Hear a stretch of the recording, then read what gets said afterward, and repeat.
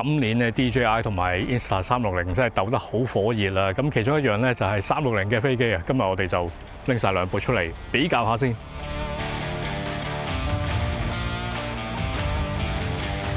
DJI 嘅 Avenger 360咧個體積上咧，你會睇到真係相對地比較大部啲啦，同埋咧就係佢嘅重量咧都去到成455 gram 啊，咁所以喺某一啲嘅地區咧要飛嘅話咧，都一定係要註冊嘅，咁同埋就係接唔埋啦，咁所以都變咗收藏嘅時候咧，要諗一諗個袋咧究竟可唔可以擺到咁大部機啦。但係佢影片嘅規格咧就真係非常之強勁，因為可以拍到 8K 嘅 60P 啦，咁而且係有10B 嘅 D-Log-M 嘅。呢部就係 Insta360聯合第三方廠商開發嘅 Anti-Gravity A1， 機身整體個 size 咧就明顯比較細部啦，而且螺旋槳係可以收埋啦，收納咗之後咧個體積係真係非常之咁細嘅。另外都俾多少少資料大家參考啦。Avenger 360咧粒電池都係比較大粒啲嘅，咁而淨係個電池再加埋個充電座咧就有564 gram。Anti-Gravity A1 嘅3粒電池加埋充電座就係有大概440 gram。如果係成 set Avenger 360飛機連埋電連埋眼鏡嘅話，咁就有 1.5 kg 多啲。而 Anti-Gravity A1 咧，咁成 set 嘢咧就大概係 1.28 kg 嘅，都差咗成300 gram 左右嘅。以我呢個20 lit 嘅相機袋嚟講咧，擺晒成 set Anti-Gravity A1 嘅裝備落去，個內膽就啱啱夠用啦。飛機就喺呢一個好有保護性嘅收納盒入邊。去到 Avenger 360咧，其實要擺落個內膽嘅嘢就唔多嘅。不過咧要留意就係個眼鏡咧都有少少凸起咗出嚟，同埋最大問題就係架飛機係完全擺唔到落呢個內膽入邊嘅。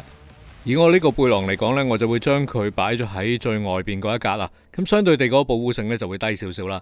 講開眼鏡咧 ，DJI 呢一隻 Goggle N3，佢入邊嘅設計咧就係有一塊嘅1920x1080嘅屏幕咯，所以其實係兩隻眼同時睇緊一個嘅 screen 嘅，而且咧就係冇得調校個屈光度啊。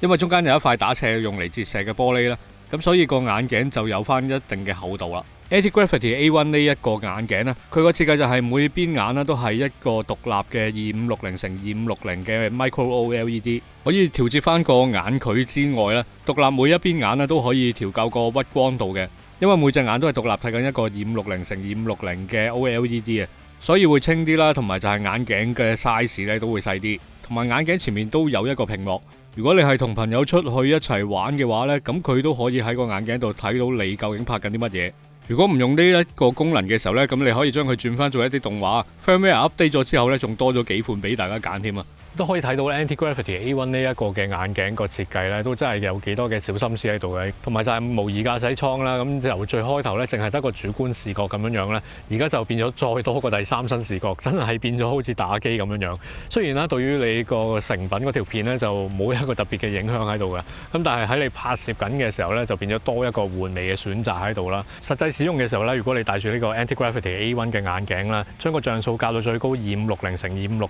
嘅時候咧，嗰個沉浸式嘅效果咧係真係非常之強嘅，因為真係差不多咧就係 cover 晒成個你可以睇到嘅視覺咁滯啦。咁係一個比起16:9咧再多咗嘢睇嘅，因為佢係一個正方形嘅畫面啦，你上下就會再多啲嘢睇嘅。另外一個使用上嘅感受咧就係 DJI 呢一個嘅眼鏡咧，整體個感覺就係真係會重少少嘅。咁如果戴得耐嘅時候咧，就會感受到個分別㗎啦。咁同埋咧就係佢個遮光嘅效果咧，我都覺得係爭少少。咁尤其是喺個鼻梁呢個位啦，可能我個鼻又唔夠高啦，咁就變咗都會見到少少漏光嘅情況啦。咁但係 Anti-Gravity A1 呢一個咧就 cover 得幾好嘅，同埋頭先都講過咧，因為佢每邊眼咧都係獨立一個 screen 嘅設計啦，所以睇落去咧係會清晰啲嘅。咁而且個對比度都會高啲啦。另外咧就係唔知遲啲咧廠商會唔會考慮下整一啲 firmware update 咧，令到佢支援一啲 3D 嘅片咧，咁就真係可以睇到一個立體嘅效果啦。咁而 DJI 嘅呢一隻咧，因為佢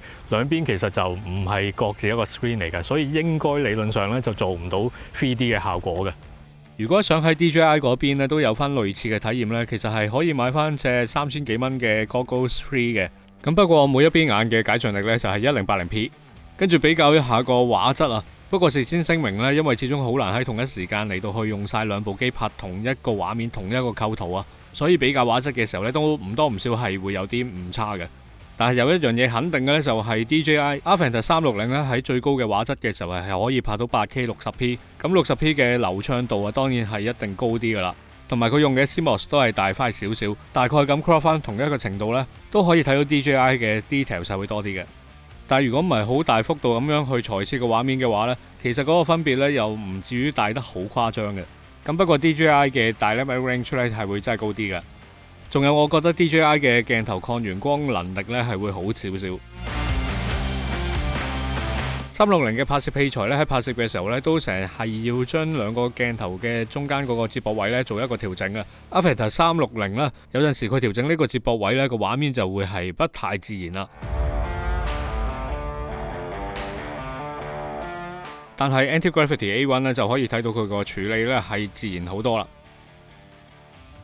Avatar 360個螺旋槳出邊咧就有個保護罩啦，咁所以喺一啲好窄嘅位置飛過嘅時候咧，始終唔多唔少咧個心理壓力係會低啲嘅。咁但係其實兩部機咧都有360度嘅避障嘅，所以其實唔係超高速咁樣衝向一啲嘅障礙物嘅話咧，基本上應該炒機嘅機會都唔太大嘅。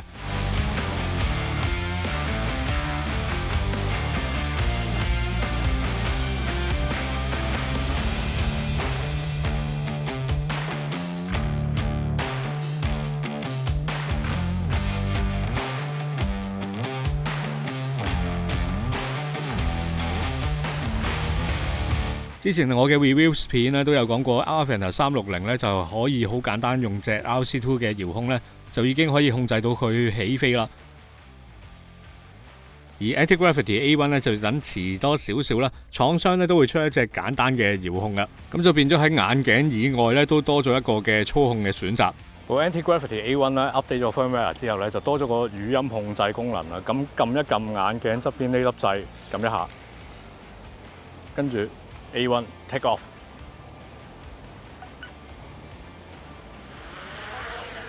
咁我完全唔使撳任何掣啦，佢都已經識得起飛啦。如果要返航嘅話咧，咁就叫佢 A1 return home。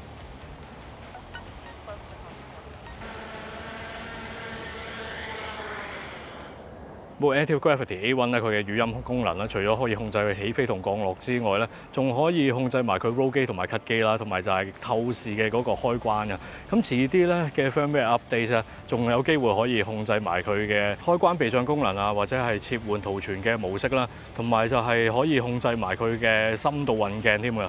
咁呢個語音控制嘅功能咧，就變咗多一樣嘢俾你揀啦。咁就喺個手柄之外咧，你就可以唔使話下下都撳掣咧，就已經可以控制到部機啦。另外都俾翻兩部機咧飛行緊嘅時候個螺旋槳嘅聲音，大家參考一下。